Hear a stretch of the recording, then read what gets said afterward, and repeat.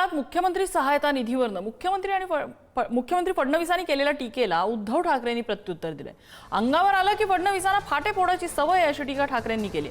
राज्यात पूरग्रस्तांना पंतप्रधान मोदींनी पीएम केअर फंडातून मदत करावी अशी मागणी उद्धव ठाकरेंनी केली होती। यावर कोरोना काळात उद्धव ठाकरे मुख्यमंत्री असताना 600 कोटींपैकी एक पैसाही खर्च झाला नाही, आम्हाला त्यांनी शहाणपण शिकवू नये अशी टीका मुख्यमंत्र्यांनी केली। याच मुद्द्यावरनं आजी माजी मुख्यमंत्र्यांमध्ये चांगलीच झुंपली आहे। या ठिकाणी पीएम केअर फंडासारखा फंड हा माजी मुख्यमंत्री उद्धवजी ठाकरे यांना तयार करण्याकरता केंद्र सरकारने परवानगी दिली।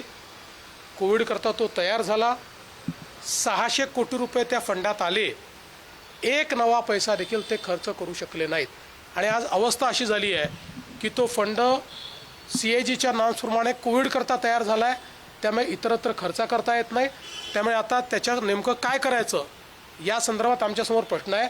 त्यामुळे 600 कोटी रुपये आपल्या फंडात असताना, लोकांनी ते दिलेले असताना आणि लोक पटापटा मरत असताना एक नवा पैसा जे खर्च करू शकत नाही, त्यांनी कोणाला किती शहाणपण शिकवावं हे देखील ठरवलं पाहिजे। समजा 600 कोटी जमले असतील, त्याच्यात एक मिनिट, त्याच्यामध्ये भाजपच्या सगळ्या आमदार खासदारांनी सगळे पैसे हे पीएम केअर फंडात दिले होते। त्याच्यामुळे देवेंद्र फडणवीसांना महाराष्ट्राच्या मुख्यमंत्री सहायता निधीबद्दल बोलण्याचा अधिकारच नाहीये।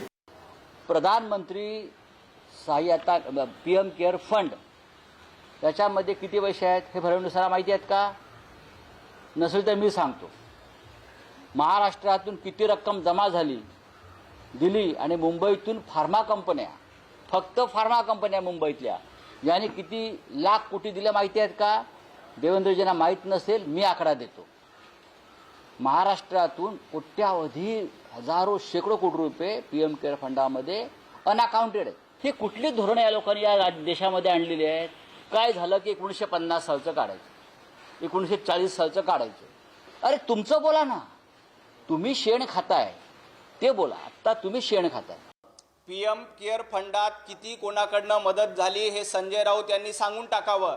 संजय राऊत यांना त्याची माहिती नसेल तर तुमच्या पक्षाला कोणाकडनं किती खंडणी जाते, तुमच्या पक्षाला कोणाकडनं किती वर्गणी जाते, तुमचा पक्ष किती लोकांकडनं खंडणी वसूल करतो याची सगळी माहिती, त्याचा कच्चा चिठ्ठा आमच्याकडे आहे।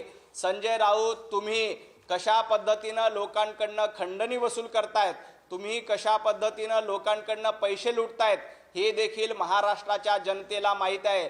पीएम केअर फंडच्या माध्यमातून देखील महाराष्ट्राला मदत होणार आहे, परंतु तुमच्या खंडणीतनं आलेल्या पैशामधून जरा मराठवाड्यातील दुष्काळग्रस्तांना मदत करा।